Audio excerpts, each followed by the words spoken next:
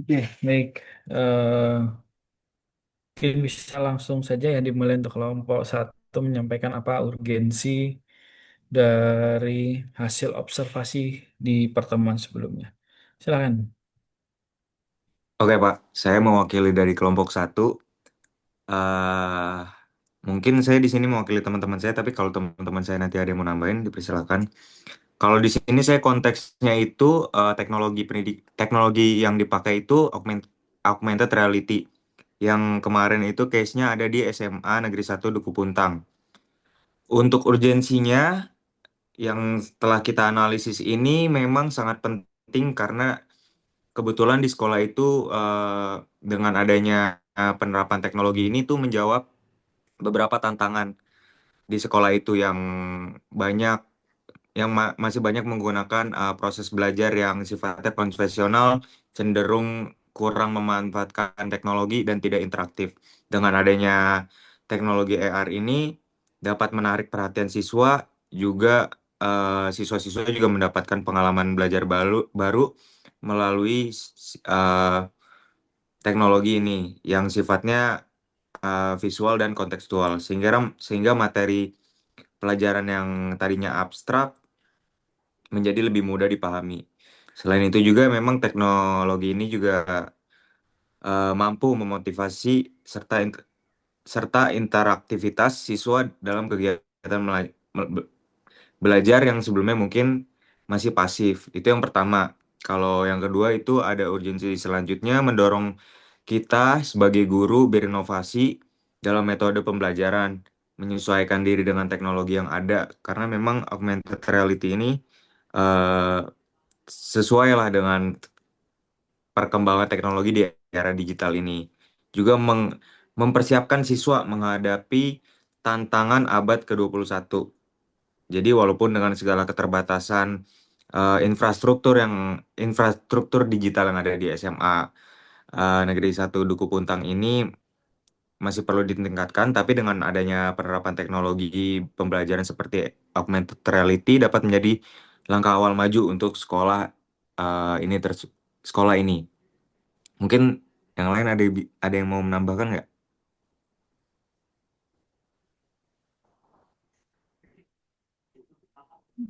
Baik, terima kasih. Kemarin waktu menganalisis artikel, apakah ada artikel yang serupa walaupun tempatnya berbeda? Ini kan berdasarkan artikel ya, bukan kamu observasi secara langsung kan ya? Iya, Pak. Oke, kan di tugas kedua kan ada kajian ya terkait dengan artikel-artikel baik sifatnya kuantitatif maupun kualitatif yang sesuai dengan teknologi pendidikan yang kamu ambil temanya itu ya. Nah, di situ kemarin apakah ada mungkin yang serupa atau mungkin yang sama membahas teknologi pendidikan yang kamu bahas? Gimana? Apakah ada atau tidak? Ada, Pak. Kalau ada. Terus apakah kamu sudah menganalisis membandingkan lah hasil dari si artikel itu terhadap apa yang kamu analisis gitu? Kalau untuk menganalisis yang cukup lumayan dalam dianalisis tuh yang di SMA 1 Duku Puntang. Cuman yang lain-lain tuh kurang lebih kan ada yang di SMA lain. Tapi memang beberapa beberapa dari sekolah-sekolah lain tuh mengedepankan ini sih Pak, menjadi salah satu inovasi awal mereka menggunakan metode pembelajaran yang sifatnya sesuai dengan perkembangan teknologi di era digital. Jadi mereka sebagai satu langkah lebih maju, teknologi apa yang sekiranya eh, masih lumayan bisa dijangkau lah Pak dari sekolah-sekolah. Nah, Nah, AR ini kan pakai aplikasi, jadi lumayan cukup bisa mudah mudah dikembangkan gitu Pak. oke. Apakah ada misalnya perbedaan hasil, perbedaan temuan atau apa? Kalau perbedaan hasil itu lebih ke siswanya, Pak, karena tiap sekolah kan kayak beda-beda tuh, Pak. Ada yang mungkin ada yang di pedalaman, ada juga yang di perkotaan. Jadi kalau perbedaan hasilnya lebih ke siswanya, ada yang sudah siap, mereka udah punya media yang mumpuni.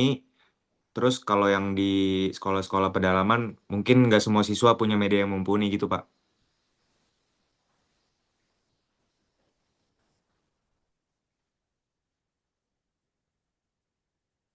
Oke, baik, terima kasih. Silakan kelompok kedua disajikan. Makasih, Pak.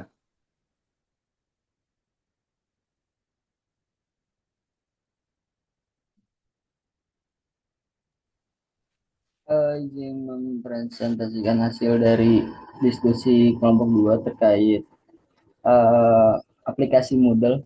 Jadi menurut dari hasil diskusi kami memang memiliki adanya urgensi yang kuat dalam penerapan teknologi pembelajaran melalui Moodle ini, Pak.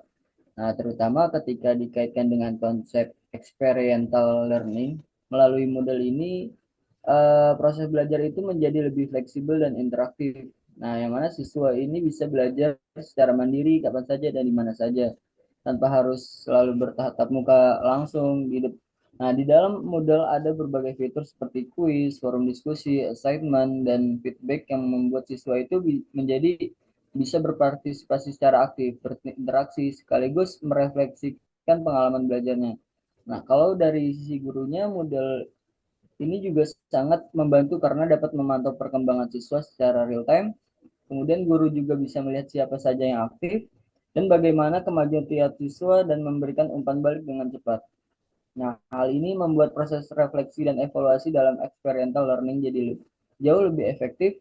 Kemudian selain model ini berperan penting dalam menghubungkan teori dengan praktik. Jadi siswa itu tidak hanya membaca materi, tapi juga langsung bisa menerapkannya lewat tugas atau proyek yang diberikan secara daring. Jadi pengalaman belajar menjadi lebih nyata dan bermakna secara keseluruhan.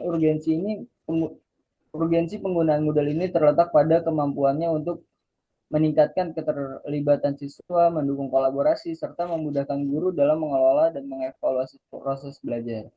Nah, jadi dengan kata lain, model juga bukan hanya sekedar alat bantu, tapi juga sudah menjadi bagian penting dari pembelajaran berbasis pengalaman yang relevan dengan kebutuhan pendidikan di masa kini, Pak. Mungkin kurang lebihnya seperti itu, Pak, dari hasil diskusi kelompok 2 terkait pengaplikasian model pada siswa. Oke, modelnya tadi di mana kamu observasinya dan observasinya itu langsung ke lapangan atau dari artikel? Kalau observasinya itu dari artikel, Pak. Jadi kita dapat beberapa referensi dari artikel, kemudian kita analisis dari artikel tersebut, Pak. Oke, di tugas dua kan kita bicara kajian ya terkait dengan artikel penelitian yang ada hubungannya dengan teknologi pendidikan atau apa? Mohon maaf, Pak, suaranya putus-putus, Pak.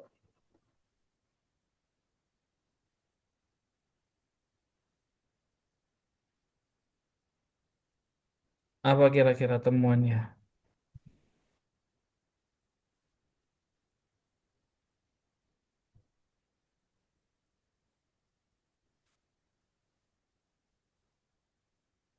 Mohon maaf, Pak, sebelumnya suara Bapak tadi putus-putus, jadi saya kurang dengar jelas ya. Oke, eh, saya ulangi ya. Itu kan kamu mengobservasi berdasarkan artikel, ya. Itu yang untuk tugas pertama. Tugas kedua, kalian kan mengkaji artikel yang memiliki tema yang sama dengan apa yang menjadi tugas kalian di pertemuan satu atau tugas pertama. Nah, apakah ada temuan-temuanmu, temuan dari kalian observasi atau tugas pertama dengan tugas kedua? Dari hasil tugas pertama dan tugas kedua itu saya kan ada tugas untuk mencari artikel internasional dan nasional lagi ya Pak. Dan di situ saya dan kelompok juga menemukan dari beberapa artikel lain yang mendukung untuk eh, aplikasi model tersebut Pak. Jadi terdapat beberapa referensi yang memang itu merujuk pada pengaplikasian model tersebut, Pak. Mendukung yang dimaksud itu gimana maksudnya? Berdasarkan hasil kajian artikel itu. Mungkin izin nambahin ya Pak. Kalau misalkan dari yang pertama kita observasi itu kan dia kan di SMA yang di Indonesia kan yang di Jakarta. Nah itu tuh mendukung kayak nilai siswa itu jadi meningkat. Terus yang kedua kita ngelakuin artikel review ada internasional dari internasional kan Pak. Nah kalau misalkan dari internasional itu sebenarnya dari hasil yang kemarin itu kita kebanyakan observasinya tuh dari mahasiswa. Nah, di mahasiswa ini juga para dosen tuh merasa sangat terbantu dengan adanya aplikasi model ini. Karena dengan adanya aplikasi model ini, nilai mahasiswanya pun itu juga bisa jadi meningkat. Terus juga interaksi antara pembelajaran di mahasiswa dan juga kita sebagai dari dosennya juga itu mendukung pembelajarannya Pak. Terus selain dari mahasiswa juga kita waktu itu sempat di artikel review juga membahas yang dari sekolah dan itu juga mendukung kalau aplikasi modelnya ini tuh sangat membantu dalam pembelajaran yang sedang berlangsung, apalagi di pasca COVID gitu Pak.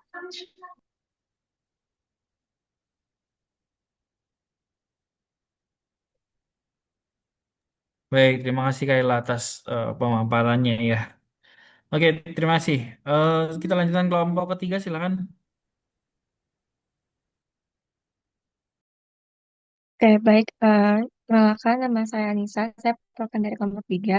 Untuk urgensi ini, untuk teknologi pendidikannya itu ada Edmodo. Untuk Edmodo ini tuh merupakan kayak aplikasi blended learning gitu, Pak. Jadi untuk em, menjadikan solusi atas keterbatasan waktu dan ruang. Jadi kita tuh bisa belajar di mana aja dan fiturnya itu ada kayak forum untuk diskusi, untuk penugasan, dan kuis online juga, Pak. Jadi untuk lingkungan belajarnya itu bisa aktif dan mandiri gitu, Pak, dimanapun tempatnya. Jadi lebih fleksibel.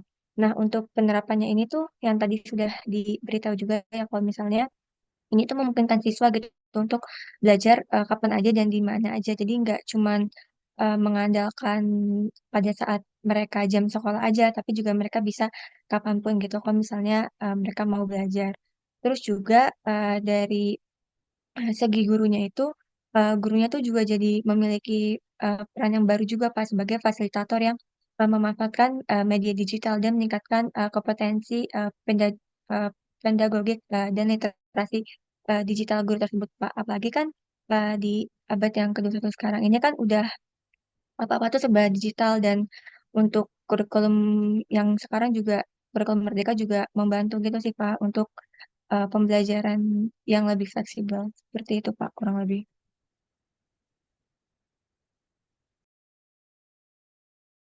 Baik, baik, terima kasih Anissa. Terus kaitannya dengan tugas kajian kedua apa? Apakah ada temuan dan lain sebagainya?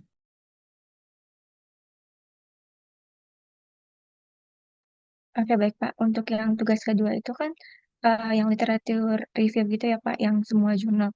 Kalau untuk temuan sih dari berdasarkan beberapa jurnal yang udah kita lihat, eh, itu sama sih Pak. Untuk temuan itu paling itu dia ada di siswanya gitu loh Pak. Jadi kayak balik lagi ke siswanya untuk kesuksesan dari aplikasi Edmodo-nya juga dilihat dari siswanya gitu. Karena kan aplikasi Edmodo ini kan termasuk yang digital juga ya Pak. Jadi ada beberapa sekolah juga yang mungkin di pedalaman yang kurang apa ya Pak, kurang mendapatkan fasilitas gitu Pak yang belum eh, memadai gitu Pak. Jadi paling dari situ aja sih Pak untuk pembedanya.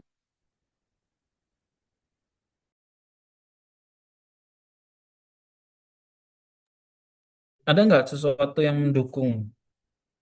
Jadi setelah kamu mengkaji itu, mendukung pernyataanmu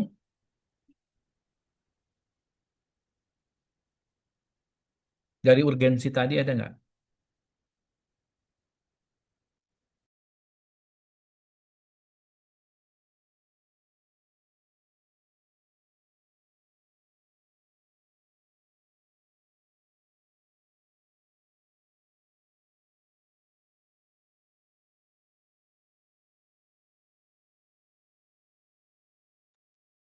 Kalau menurut saya Pak, kalau untuk mendukung urgensi paling Itu sih Pak dari segi waktu dan pemanfaatannya gitu Pak. Jadi bisa digunakan di mana aja dan kapan aja. Terus juga aplikasi ini nggak cuma buat belajar aja gitu, tapi dia juga bisa buat mengrefleksikan diri juga. Misalnya eh, akan ada kuis-kuis gitu, terus nanti mungkin mereka tuh bisa melakukannya secara berulang kali. Jadi misalnya mungkin mereka di kuis sebelumnya mereka coba-coba tuh nilainya masih kurang, terus mereka coba-coba terus sampai hasilnya itu sesuai atau minimal mencapai KKM lah seperti itu.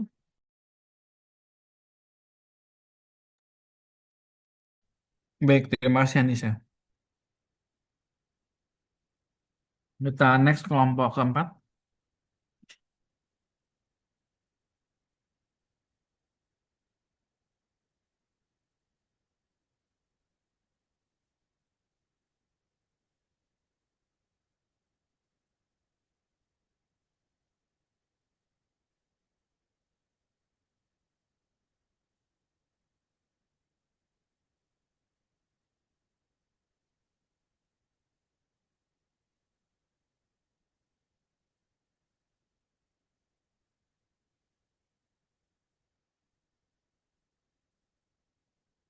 Ada kelompok keempat?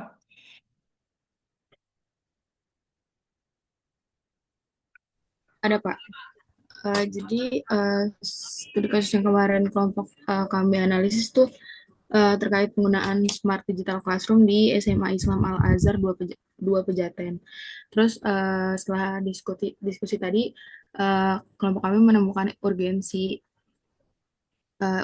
tuh untuk meningkatkan efektivitas dalam pembelajaran bagi siswa. Nah, karena dengan adanya uh, penerapan Smart Digital Classroom itu kan ada visualisasi audio serta aplikasi yang terkesan cukup interaktif ya. Nah, itu bisa menambah motivasi dan juga pengalaman belajar bagi siswa. Nah, selain itu tuh penerapan Digital Classroom dinilai lebih efisien dan juga berkelanjutan karena bisa mengurangi penggunaan kertas dalam bentuk materi cetak dan juga berkelanjutan karena pembelajarannya tuh bisa dilakukan di mana aja dan hybrid gitu tanpa mengurangi kualitas interaksi karena uh, tetap menciptakan pembelajaran yang kolaboratif.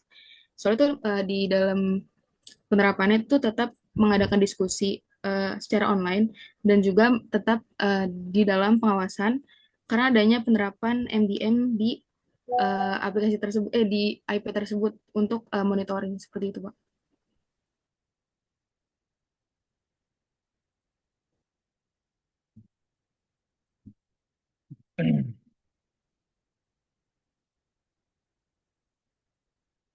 Kemudian ada temuan-temuan nggak terkait dengan apa urgensi itu dengan kajian yang sudah kamu lakukan bersama tim?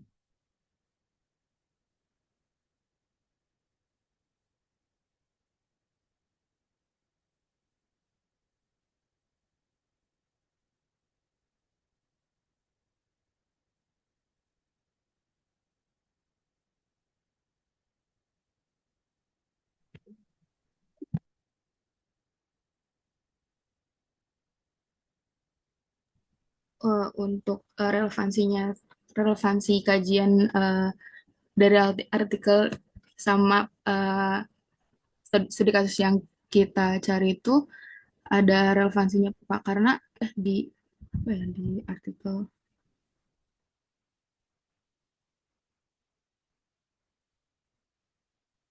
bentar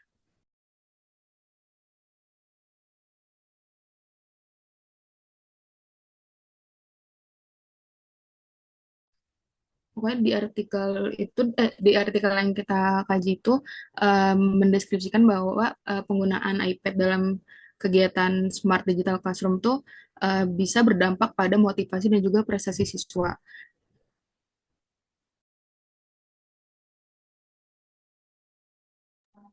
Ada lagi?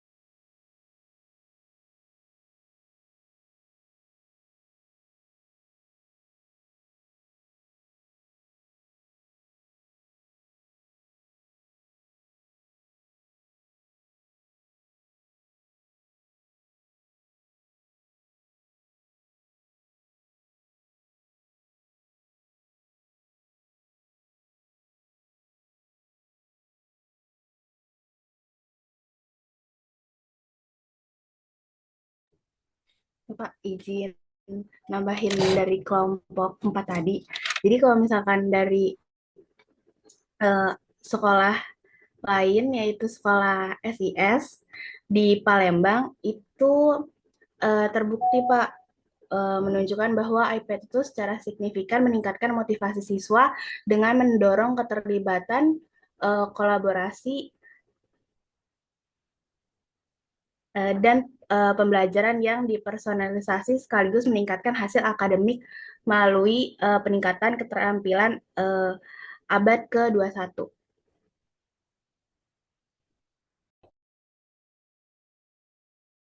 Oke, ada temuan lagi nggak kira-kira?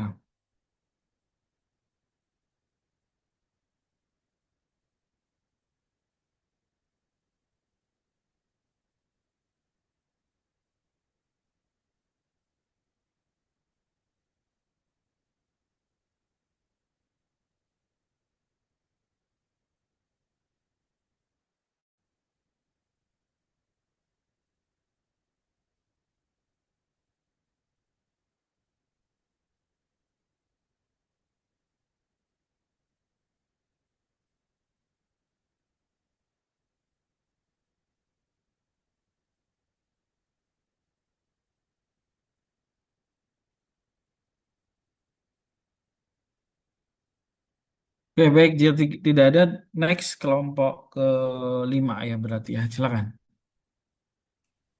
Baik, Assalamualaikum warahmatullahi wabarakatuh. Kami dari kelompok 5 ingin uh, mempresentasikan tentang urgensi penelitian kami terkait efektivitas manfaatan YouTube edukasi sebagai media pembelajaran dalam meningkatkan hasil belajar siswa. Setelah kami diskusi, kami menyimpulkan bahwa penggunaan teknologi YouTube dalam proses pembelajaran itu sangat penting karena YouTube edukasi dapat mempermudah siswa untuk memahami materi pembelajaran lewat visual dan audio. Jadi pembelajaran bersifat tidak monoton dan siswa juga bisa mengakses materi kapan saja dan di mana saja. Sehingga proses belajar menjadi lebih fleksibel. Selain itu, teknologi seperti YouTube juga dapat membantu guru untuk lebih kreatif dalam menyampaikan materi dan memberi contoh yang konkret dari pengalaman siswa. Siswa terlihat lebih antusias dan hasil belajar mereka meningkat karena penyampaian materi terasa lebih nyata dan mudah dipahami di SMA 2 Boyolali. Dan untuk apa namanya eh, yang kami temukan dalam penelitian terdahulu yaitu kami menemukan kesamaan dalam berbagai penelitian yang telah kami temukan, yaitu pemanfaatan YouTube edukasi itu dapat meningkatkan keaktifan siswa dan juga dapat meningkatkan hasil belajar siswa secara signifikan uh, melalui pemanfaatan YouTube edukasi ini, Pak.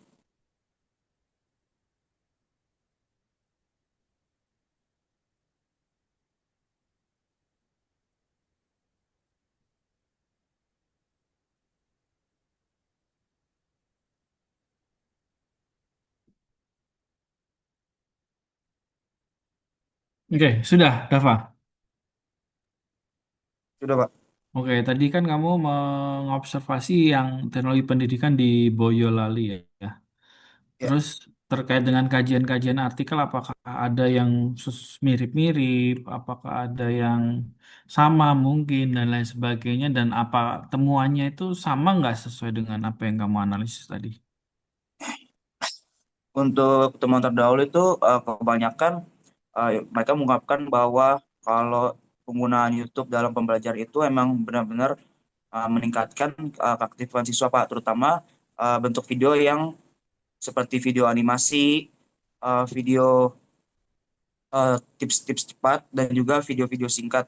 Eh, karena kenapa? Karena kan kalau kebanyakan guru ngejelasin tuh terlalu bertele-tele dan juga dengan adanya video YouTube ini seperti video animasi dapat membuat siswa lebih menarik menonton dan juga video video singkat itu langsung ke inti-intinya yang juga dapat membuat siswa lebih ter- lebih semangat lah untuk belajar. Jadi seperti itu. Jadi kebanyakan penelitian yang kita uh, simpulkan, yang kita teliti dapat disimpulkan bahwa memang kebanyakan semuanya menguatkan hasil yang sama, yaitu pengaruh bahwa YouTube edukasi ini benar-benar berpengaruh positif dalam pembelajaran, Pak. Seperti itu. Oke, baik. Terima kasih, Dava. Next, kita kelompok ke 6 ya. Oh ya, ada berapa total kelompok ya? 7 ya kalau nggak salah.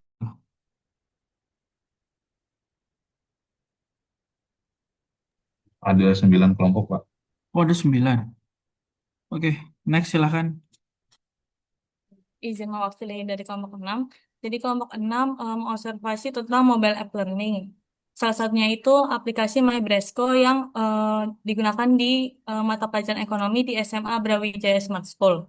Untuk urgensinya, jadi sebelum MyBresco diterapkan, itu guru ekonomi menggunakan PowerPoint. Dan pembuat aplikasi ini membuat kuesioner sebelum membuat aplikasi MyBrasco. Jadi dari hasil kuesioner tersebut menunjukkan bahwa 61,9% siswa itu menilai bahwa penggunaan PowerPoint itu eh, membuat siswa itu pasif dan juga kurang termotivasi. Kemudian dari urgensi tersebut maka dibuatlah aplikasi MyBrasco yang di dalamnya itu ada video pembelajaran, materi, dan juga kuis interaktif. Kemudian sekolah SMA Brawijaya Smart School ini juga sudah memiliki fasilitas seperti komputer, LCD, WiFi dan juga tablet, tapi belum dimanfaatkan secara optimal. Sehingga dengan adanya aplikasi MyBrasco ini eh, jadi apa penerapan teknologi pendidikan itu lebih optimal. Kemudian dari hasil penggunaan aplikasi MyBrasco sendiri itu terbukti bahwa meningkatkan hasil belajar siswa dari peneliti ini membuat pretest dan juga post-test antara kelas eksperimen dan juga kelas kontrol. Untuk kelas eksperimen sendiri itu hasilnya lebih besar dibandingkan kelas kontrol yang tidak menggunakan aplikasi MyBrasco.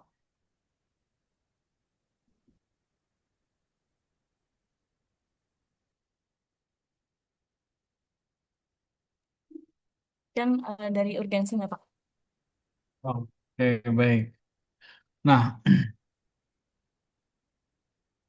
ini tadi sekalian kamu observasi langsung atau observasi artikel ini?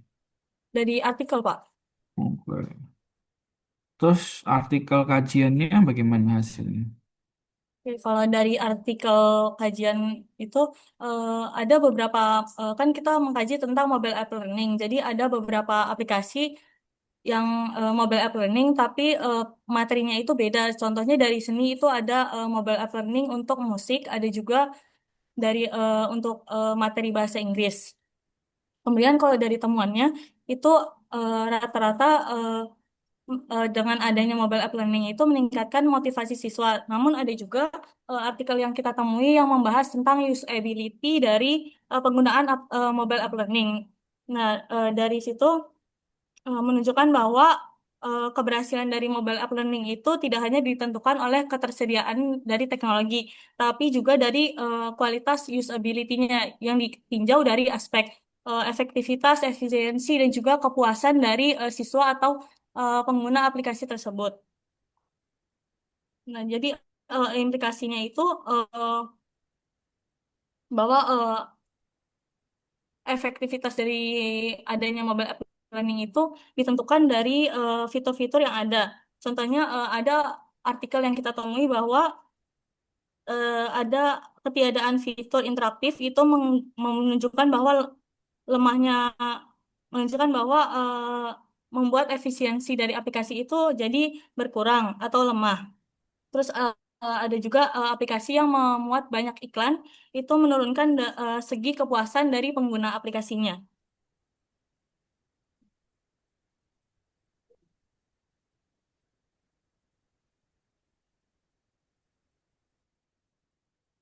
Oke, baik. Terima kasih kelompok 6 ya telah memaparkan. Next, silakan.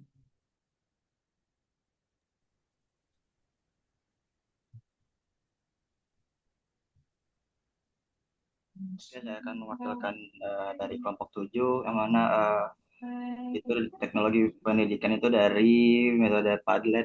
yang mana yang diobservasikan di Cigugur SMA Cigugur 1.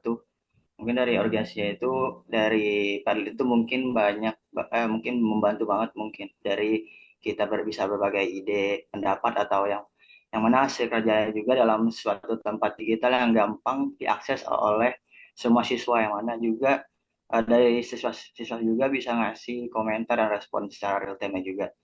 Jadi dari Padlet juga bikin yang mana pembelajaran itu jadi lebih aktif dan kreatif juga. Soalnya juga bisa dimasukkan dengan teks, gambar, atau video, atau link-link. Jadi nggak monoton gitu. Jadi setiap siswa juga bisa berekspresi yang sesuai gayanya masing-masing, itu penting. Karena organisasinya itu sini bikin belajar tuh lebih menyenangkan dan partisipatif.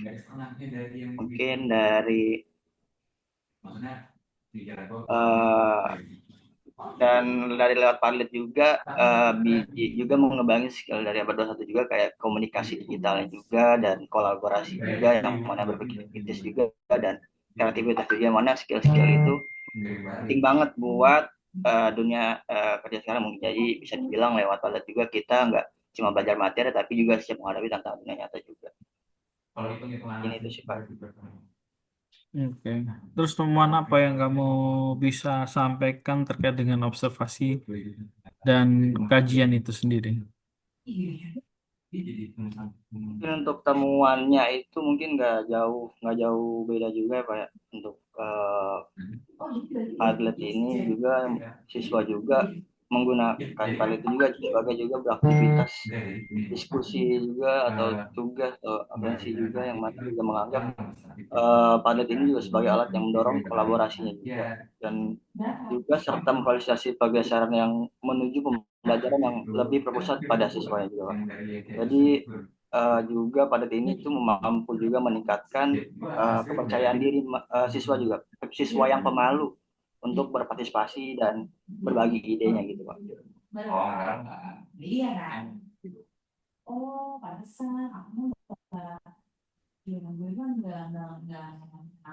Oke. Ada lagi, Budi?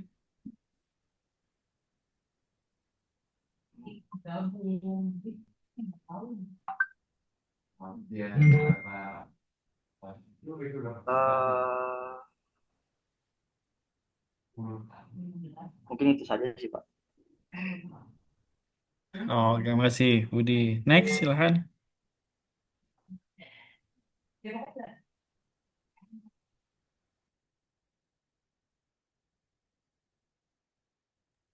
Oke, izin Bapak untuk menyampaikan hasil diskusi dari kelompok 8 tadi. Jadi kemarin itu kita ngambil studi kasus di LMS, penggunaan LMS di SMA N2 Tanggul. Jadi LMS di sekolah itu diciptakan awalnya karena menjawab tantangan yang terjadi pada COVID-19 kemarin, sehingga diusung untuk membuat LMS agar siswa dapat belajar dari rumah. Nah, dengan dukungan LMS ini, pembelajaran luring itu bisa dilakukan kapanpun dan dimanapun, sehingga walaupun ada jarak antara pengajar dan siswa, kegiatan pembelajaran siswa tetap dapat berjalan lancar dan termonitoring dengan adanya LMS ini. Kemudian, dengan adanya LMS, pembelajaran juga menjadi lebih kreatif dari segi visual, yang dapat dilihat di halaman utama LMS di SMA N2 Tanggul itu. Jadi di halaman utamanya itu disuguhkan kata-kata motivasi serta elemen-elemen yang menarik, sehingga mampu membuat siswa di SMA N2 Tanggul itu lebih tertarik untuk belajar. Terus juga SMA N2 Tanggul ini kan merupakan sekolah negeri yang mempunyai banyak mata pelajaran dan materi yang harus dikejar dengan waktu dan fasilitas yang terbatas. Nah, dengan adanya LMS ini, guru itu bisa mengatur materi, tugas, dan evaluasi secara lebih efektif dan efisien. Terus dengan LMS ini juga guru dapat mengembangkan model pembelajaran campuran atau blended learning yang memadukan metode daring dan luring secara efektif. Terus juga di LMS juga ada fitur-fitur seperti kuis interaktif forum diskusi dan pengumpulan tugas digital yang membantu menciptakan suasana belajar yang lebih aktif, komunikatif, dan kolaboratif. Mungkin itu Pak hasil diskusi tadi. Oke. Temuan apa yang kamu bisa bandingkan antara hasil observasi maupun kajian? Kalau untuk temuannya, jadi ada beberapa penelitian yang novelty-nya itu nggak cuma melihat seberapa efektif LMS ini, tapi juga ngelihat motivasi belajar siswa, di mana LMS itu kan ada kolom diskusinya. Nah, itu membuat beberapa siswa yang pasif di kelas karena malu untuk berbicara. Nah, itu mereka tuh bisa lebih aktif di forum diskusi yang ada di LMS ini.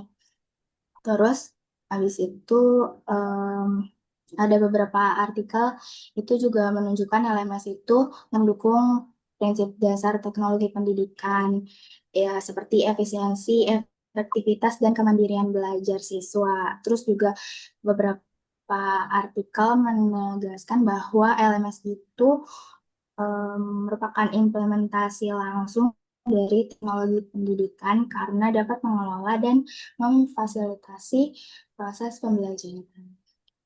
Mungkin gitu, Pak.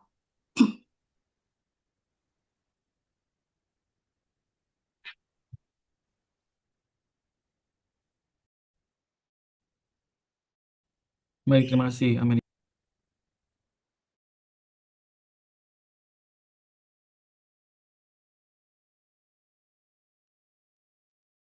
Eh, Baik, Pak, di sini kita eh, dari kelompok 9 eh, setelah berdiskusi dan kita eh, menemukan hasil gitu dari artikel-artikel yang kita sudah ya melalui studi kasus, yang mana kami itu mengambil artikel-artikel yang pendidikan itu fokus pada teknologi pembelajaran berbasis gamifikasi pada pembelajaran matematika.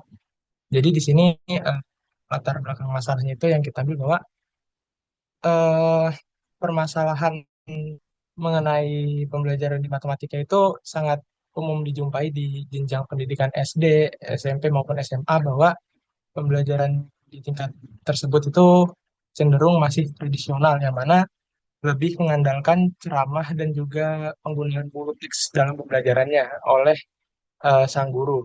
Yang mana ini menyebabkan rendahnya keterlibatan dari siswa itu sendiri dan juga kesulitan untuk memahami konsep-konsep dari matematika yang sangat abstrak gitu, bila tidak divisualisasikan. Dalam dalam observasi kami kemarin ya, kami itu mengobservasi dua artikel yang mungkin itu sebagai perbandingan juga. Yang pertama itu kita ambil artikel yang meneliti di salah satu madrasah SD ya, ini MI Al Hikmah di Kediri, yang mana di sini menemukan bahwa proses belajar mengajar itu masih menggunakan metode ceramah, di mana guru itu menjadi eh, satu-satunya gitu sumber dari pengetahuan siswanya. Ya, ini mengakibatkan bahwa siswa ini hanya dapat fokus itu belajar sekitar 15 menit gitu. Bahkan sebelum eh, dilakukan uji tes dari soal berbasis game itu, peneliti tersebut menemukan bahwa dari 5 siswa yang diberikan soal pretest, hanya 1 orang yang bisa menjawab semua pertanyaan dengan benar gitu. Nah, jadi di sini menandakan eh, bahwa siswa-siswa SD itu masih sulit untuk menerima konsep-konsep materi matematika yang abstrak. Ini jadi materi di sini tuh materi bangun ruang ya. Dimana kalau misalkan dari ceramah saja mungkin siswa-siswa tersebut tidak bisa tervisualisasikan. Misalkan seperti bagaimana bentuk kubus, bagaimana bentuk balok, dan bagaimana ketika kubus dan balok itu dalam bentuk jaring-jaring. Jaring-jaring mungkin maksudnya yang ketika semua sisinya eh, dilepas dan jadi satu bangun datar. Nah, itu mungkin bagi anak SD itu sangat sulit divisualisasikan apabila hanya di ceramah gitu, Pak. Lalu penelitian selanjutnya itu ada dari SMP ya, SMP 10 di Kota Semarang, yang mana di sini materi dari matematika tersebut adalah barisan dan deret aritmatika. Ini lebih ke teknologi pendidikan ini diterapkan supaya siswa-siswa SMP ini tidak bosan dalam pembelajaran matematika, di mana tulisan dan deret aritmatika ini mungkin bagi sebagian anak SMP itu kan terlalu rumit ya, apalagi itu eh, menghitung dengan rumus-rumus tertentu. Maka dari itu adanya penerapan teknologi pendidikan ini diharapkan supaya bisa menjaga motivasi belajar dari siswa-siswa tersebut. Lalu untuk hasil ataupun output dari di siswanya itu sendiri sebenarnya tidak diuji ya dari kedua penelitian ini, yang mana penelitian itu di pada bagian pembahasan dan di bagian hasil itu hanya menunjukkan bahwa eh, media pembelajaran ini sudah dalam tanda kutip lulus dites dari ahli ataupun eh, ada angket ataupun kuesioner yang disebar juga ke siswa-siswanya. Jadi di sini kedua media pembelajaran tersebut dites oleh ada ahli media yang terdiri dari guru dan juga dosen, dan juga ada ahli di bidang materi, dan terakhir itu ditanyakan juga ke siswa-siswa dengan angket, misalkan berupa pernyataan game yang dimainkan sangat menyenangkan dan semacamnya seperti itu, Pak. Nah, dan dari hasil tersebut eh, rata-rata itu positif, Pak. Jadi dari ahli itu menyatakan bahwa bahwa game tersebut itu layak untuk digunakan dalam pembelajaran, dan dari siswa sendiri juga merasa bahwa mereka itu senang gitu untuk menggunakan aplikasi menggunakan game tersebut untuk belajar.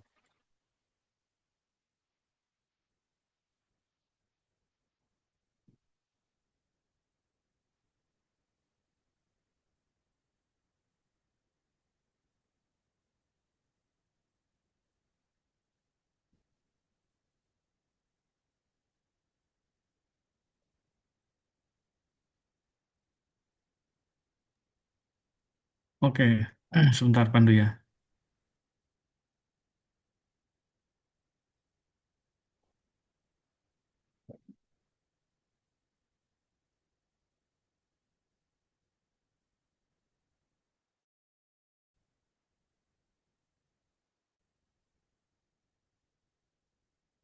Oke, tadi temuanmu salah satunya apa Pandu? Ya, temuannya itu Pak. Tadi soal-soal tersebut itu diujikan ke ahli, bahwa para ahli ini setuju bahwa soal-soal tersebut itu layak dan bagus gitu untuk diterapkan di pembelajaran.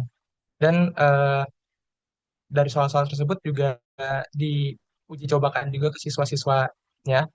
Dan setelah itu siswa tersebut diberikan angket. Jadi eh, penilaian dari siswanya itu berupa angket, Pak, bukan, tapi bukan berupa dari hasil pembelajarannya, bukan dari hasil pengerjaan. Seperti itu, Pak.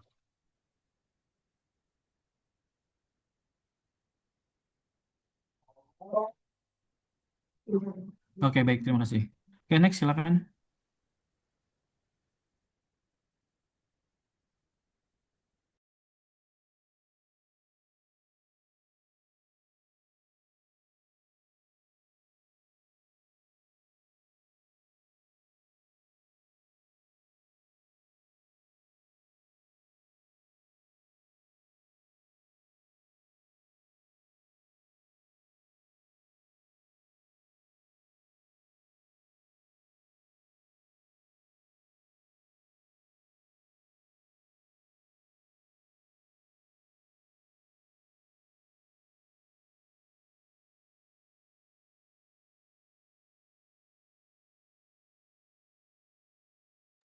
Oke, masih ada satu lagi kan ya?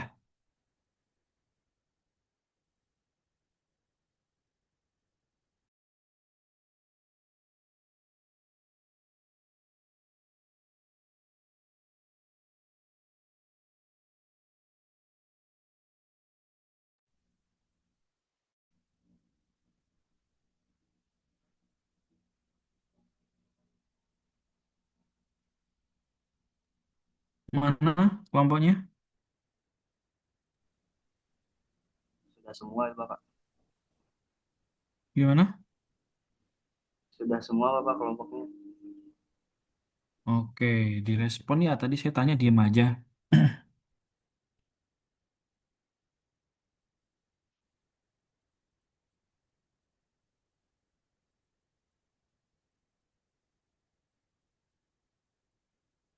Oke, baik. Jadi di sini kita juga bisa melihat ya beberapa eh, manfaat sebenarnya kalau kita bicara tentang teknologi pendidikan. Nah, ini yang pertama ini jelas banget terasa pada saat kita di masa COVID ya, di mana kita diminta pertamanya pembelajaran offline menjadi online ya.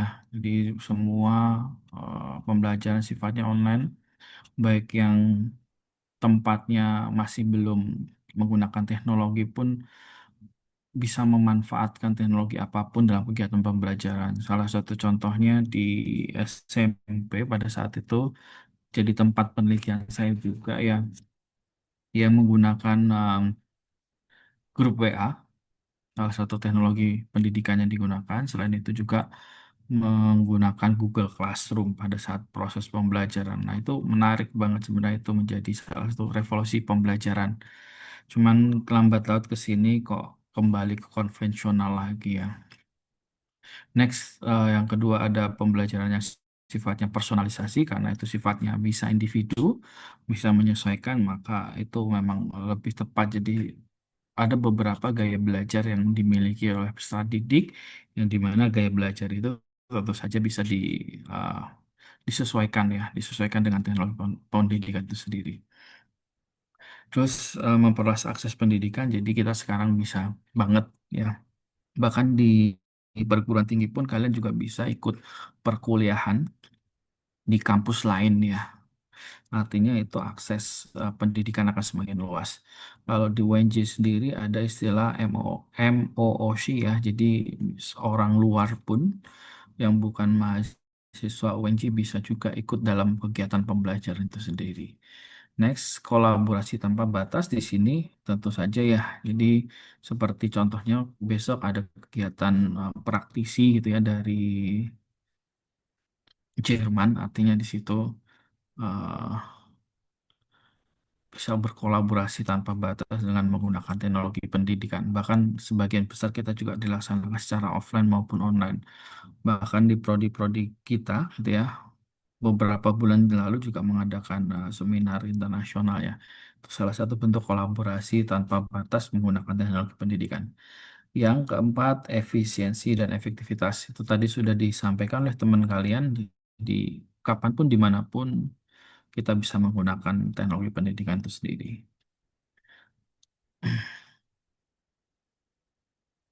Next, kita ngomongin tujuan. Nah, ini bagus nih. Memfasilitasi pembelajaran lebih efektif, meningkatkan motivasi keterlibatan siswa, kemudian memperluas akses terhadap pendidikan, mempersiapkan siswa untuk masa depan, dan meningkatkan kualitas guru. Dari tujuan pendidikan ini yang benar-benar bisa saya lihat secara langsung ya perbedaannya pada saat sekolah menerapkan teknologi pendidikan dengan baik dan sekolah dengan tidak. Ibaratnya belum menerapkan teknologi pendidikan dengan baik itu saya bisa melihat secara langsung ketika eh, anak saya gitu ya, dia sekolah di Malang. Nah, di Malang itu penerapan teknologi pendidikannya bagus walaupun baru kelas 1 ya. Gurunya itu terampil menggunakan teknologi pendidikan, dari misalnya menggunakan spin ya, spin nama gitu, terus menggunakan kuis, video pembelajaran dan lain sebagainya itu, sehingga ternyata pada saat anak saya sekolah di situ aktif banget, daya saing, daya juangnya itu ada banget terlihat ya, dan gurunya juga memang kualitasnya bagus ya. eh, Dia motivasi kerjasama siswa dalam kegiatan pembelajaran itu bagus. Nah, ketika pindah ke sekolah yang baru, ternyata gurunya menurut saya kurang menggunakan teknologi pendidikan. Yang akhirnya saya tanyakan di sekolah tadi belajar apa gitu ya. Saya tanyakan ke anak, oh tadi ibu guru menulis di papan tulis, terus saya ikuti menulis. Nah, cuma seperti itu gitu ya. Setiap hari modelnya seperti itu, seperti itu. Ternyata di anak pun ada sedikit perubahan ya. Menurut saya cukup banyak di perubahan dari motivasi, dari ke apa daya saing itu juga berbeda. Artinya teknologi pendidikan ini berperan aktif ya dan memiliki peran yang sangat besar dalam perkembangan siswa itu sendiri. Maka di sini bagi teman-teman di sini yang nanti yang entah itu jadi guru dan lain sebagainya, ya mohon juga pada saat melakukan kegiatan pembelajaran, terutama di tingkat pendidikan ya, entah itu SD, entah itu SMP, entah itu SMA. Nah, itu harus benar-benar ditonjolkan karena di jenjang pendidikan itu masih membutuhkan support-support sistem lah ya, ibaratnya untuk meningkatkan motivasi, keterlibatan, daya saing, daya juang dan lain sebagainya. Beda dengan misalnya kalau jadi dosen itu beda lagi ya, karena pembelajaran orang dewasa itu memiliki poin-poin yang berbeda dengan pembelajaran anak di jenjang pendidikan dasar. Ya, nah, itu tujuan dari teknologi ya. Nah, mungkin itu ya untuk materi kita hari ini, materi dasar dari di mana kita membahas teknologi pendidikan dari filosofisnya, perkembangan teknologi pendidikan itu sendiri, tujuan, urgensi, manfaat, dan lain sebagainya. Intinya dari apa yang kalian observasi, apa yang kalian kaji, pengalaman real yang saya rasakan, ternyata itu memang relate banget ya. Ada kegunaan teknologi pendidikan dalam perkembangan sistem pembelajaran di kelas kita. Baik, mungkin itu saja untuk pertemuan kali ini. Kita lanjutkan minggu depan dengan tema dan materi yang berbeda ya. Baik, terima kasih buat semuanya. Apabila masih ada pertanyaan, oh iya, sebenarnya saya mau menyampaikan satu hal ya terkait dengan penilaian untuk UTS ya. Tapi kayaknya waktunya akan memakan banyak waktu ya. Saya rasa kita tunda untuk minggu depan saya sampaikan. Yang penting silakan untuk tugas UTS-nya bisa dicicil sampai sekarang. Minggu depan kalau mau dikonsultasikan juga diperbolehkan. Baik, baik, mungkin itu saja. Jika nanti masih ada pertanyaan, silahkan disampaikan ke PJ, biar PJ meneruskan saya. Oke, terima kasih buat semuanya. Akhir kata, apabila ada salah kekurangan, mohon maaf. Saya akhiri. Wassalamualaikum warahmatullahi wabarakatuh. Waalaikumsalam. Waalaikumsalam warahmatullahi wabarakatuh. Terima kasih, Pak. Oke, sama-sama.